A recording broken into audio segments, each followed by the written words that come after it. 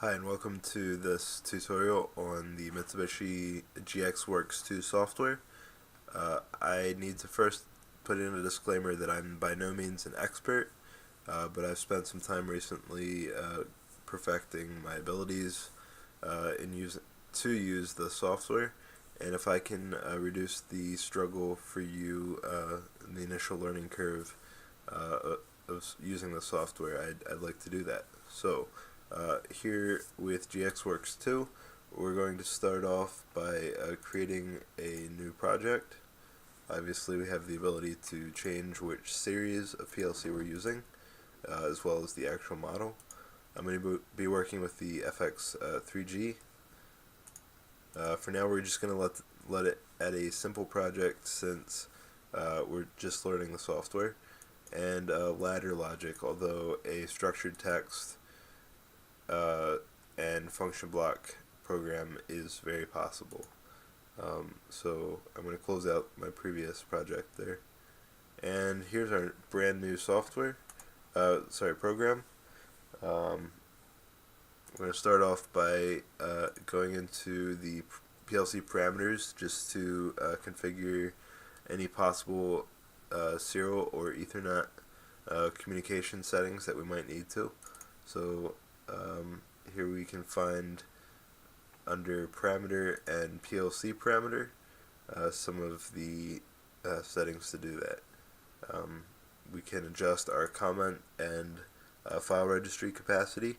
So in the register capacity, in the case that we would have to juggle the size of the allotted capacity, obviously we can't go beyond the physical limitations of the PLC we're working with, but should we need less of this and more of this, we can change those up to get a little more of that.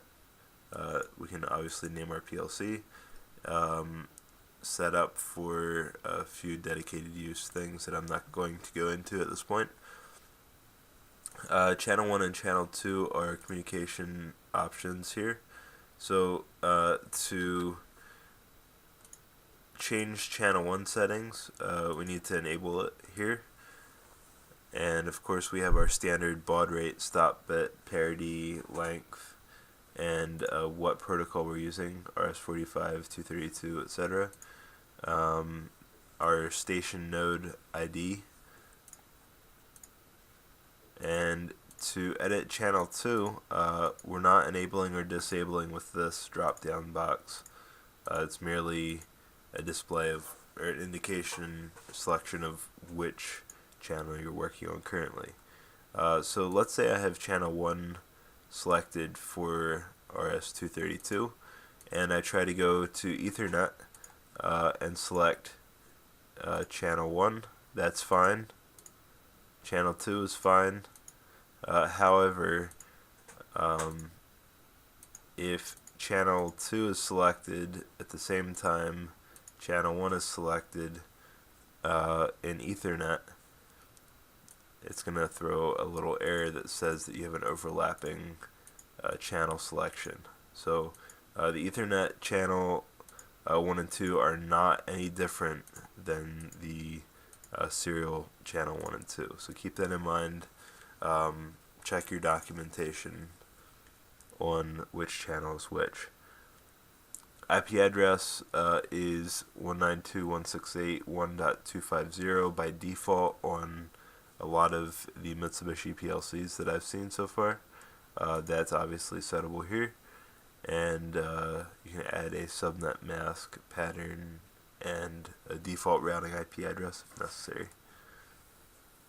So I'm just going to let all that the way it is for now, and we'll get into the actual editing of a program. To do that, I often like to start off by commenting my contacts prior to actually putting them in my program. So here at X0, I'm going to make him a start, a stop for X1, and to change which contact set you're actually viewing whether it be timers, we would put in T0. That would give us the beginnings of the T's, or the timer contacts. Counters would be C0, and we see those here.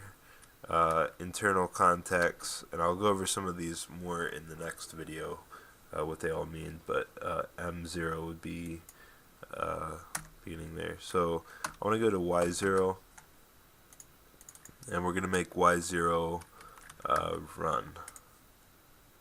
I'm going to go for a basic holding circuit, as that's a nice demonstration of how PLC functions. And to give us some space to work, we need to first make sure that we're in write mode, not in read mode. It depends how your toolbar is set up. You can see those up here. Also, you can find that in the edit drop down, somewhere in here. Here it is, under ladder edit mode. Make sure that's in write. So I can give us some space to work by right-clicking, edit, and insert row, or I can press shift and insert a couple times to add some rows to work in. So I'm gonna not spend a whole lot of time on the actual function of ladder logic. I'm gonna skim over it, as there's plenty of other videos out there. But here's the basic holding circuit to get us started. Now, I clicked here and started typing, and magically this box appears. I typed in this X0, as that's what contact I'd like to work with, and I'm dropping this down to select my normally open contact. And I'm gonna come down here, start typing. It's not what I wanted. Undo, Control Z is standard for undo, and that works here. I'd like a normally open contact for my Y0, and to draw some lines here, I believe you can select.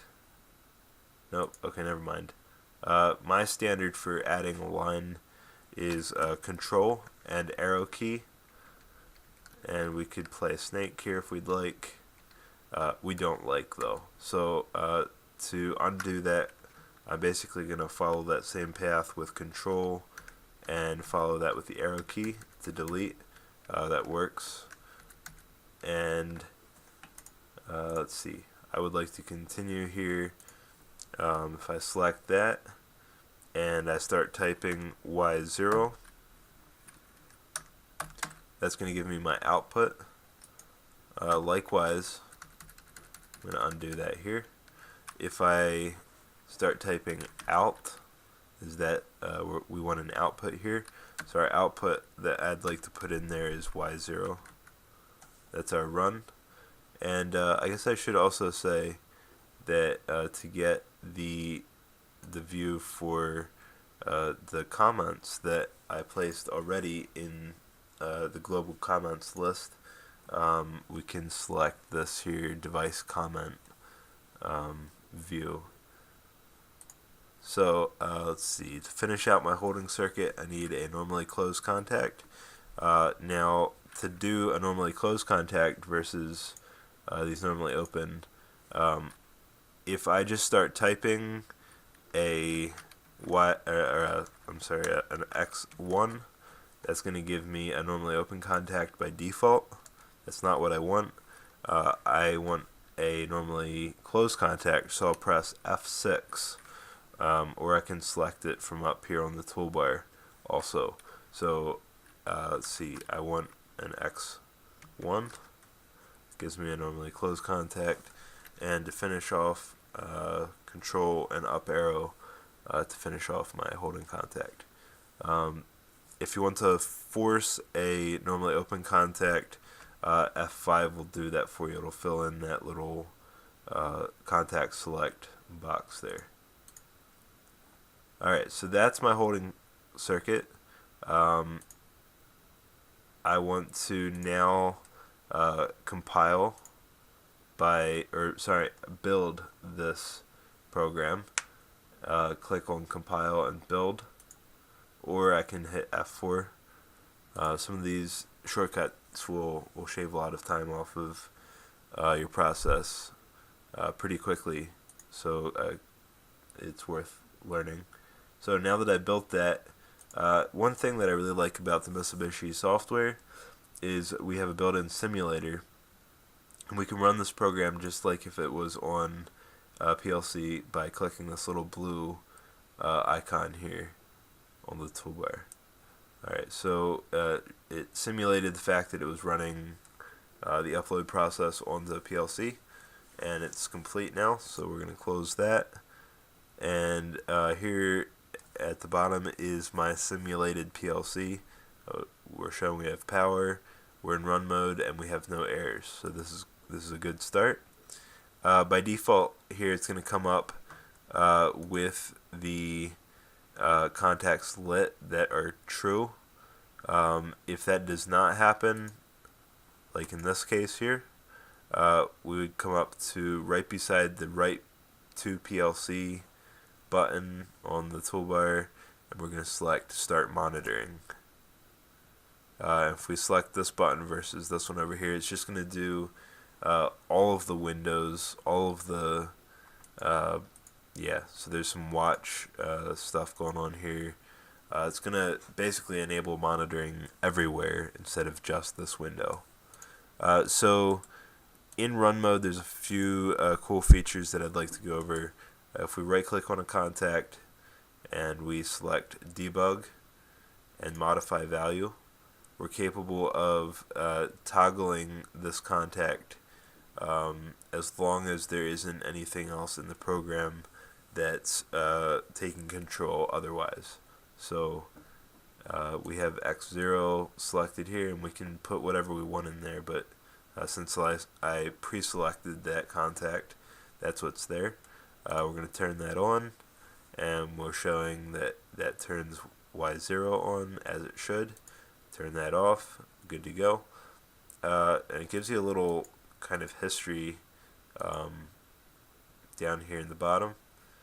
Now, one of my favorite features is the fact that I can do that all very quickly in the same function if I select a contact.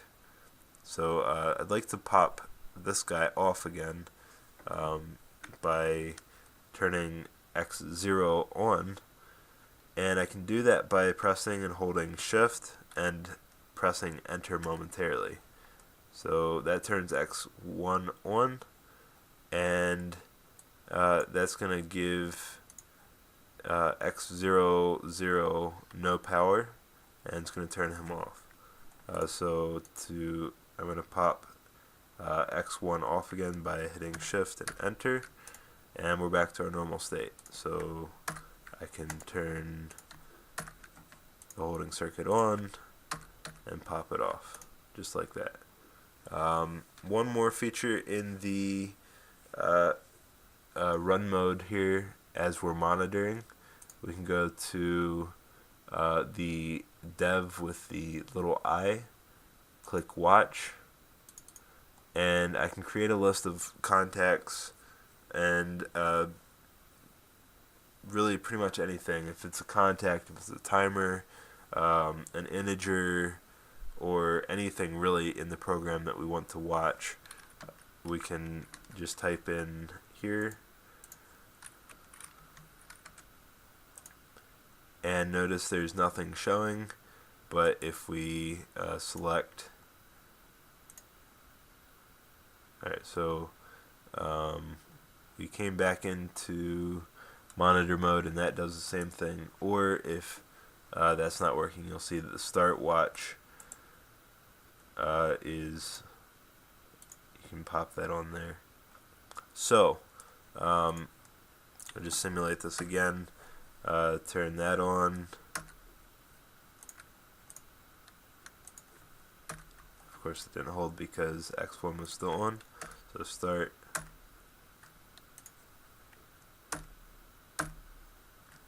we'll see that stuff pop up here in the watch box. Now, just a few little details yet on actual PLC communication and hooking up to a PLC, etc. In the case that we walk up to a PLC and we want to upload, so in this case I'm going to let this guy run. Our simulation will act pretty much exactly like a PLC that we're hooked to. So let's say I just finished this little program and I want to upload it. I'm going to select this right program button in the toolbar, and we have the option to select exactly what it is we want to upload. So if all I did was change comments, I can only upload the comments that I changed.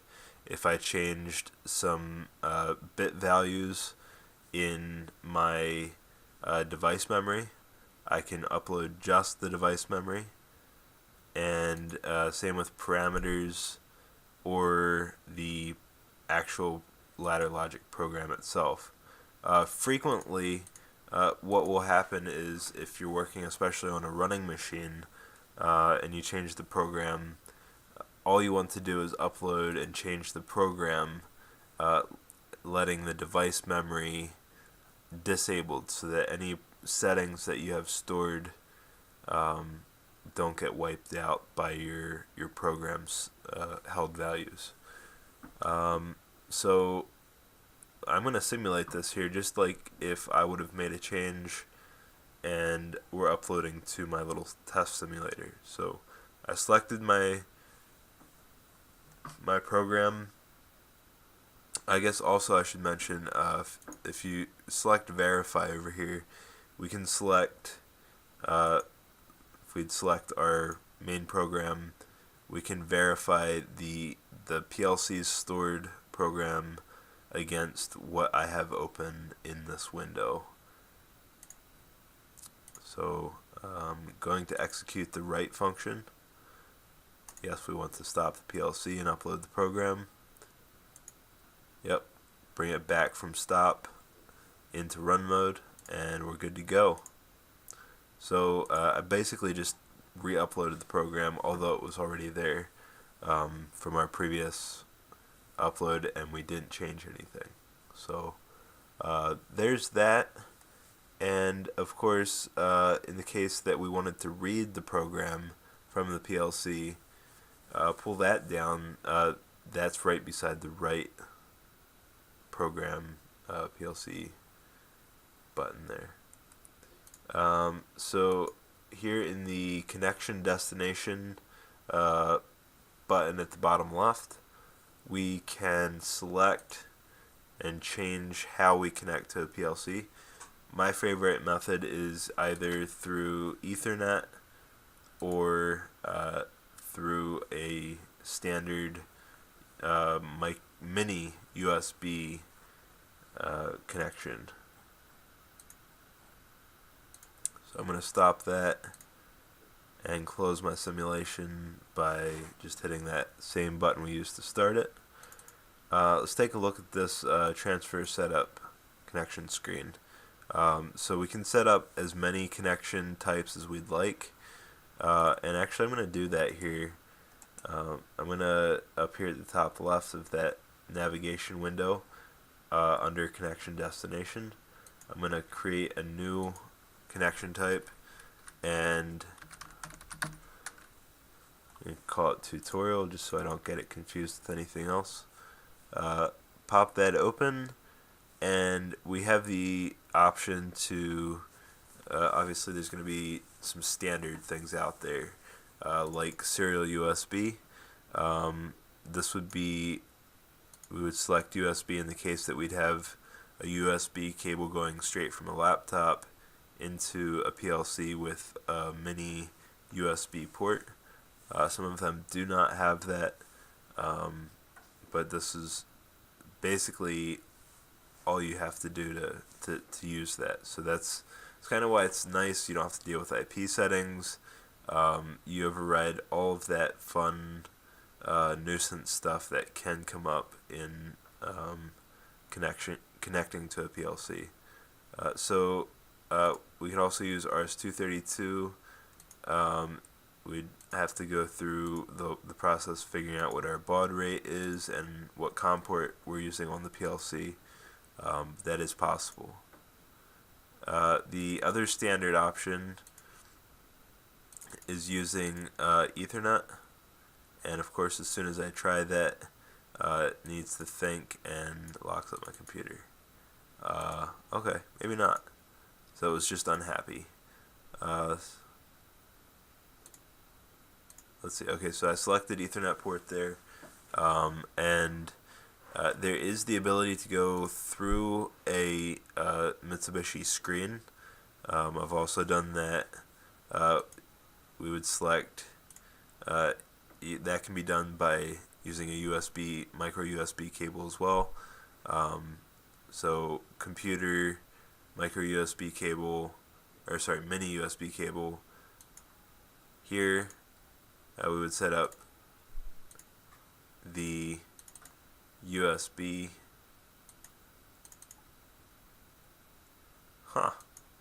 Okay, I broke that. Well, anyway, we would have selected the USB option there, and this one, the GOT setting, and we could go through the screen over Ethernet from the screen to the PLC, as that's usually a very standard setup. But the Ethernet setup is pretty simple as well. If we would be going Ethernet from the computer to the PLC itself, we would select the Ethernet board and the PLC module, and we can set up our IP address that we're expecting on the PLC. And once you do so, let's say it's going through a switch to multiple PLCs, they should list here. You can also search for FX CPUs that are on the network. If we're going directly from the computer to a single PLC, not going through a switch or anything, we can select that, hit OK, and select this PLC direct coupling setting.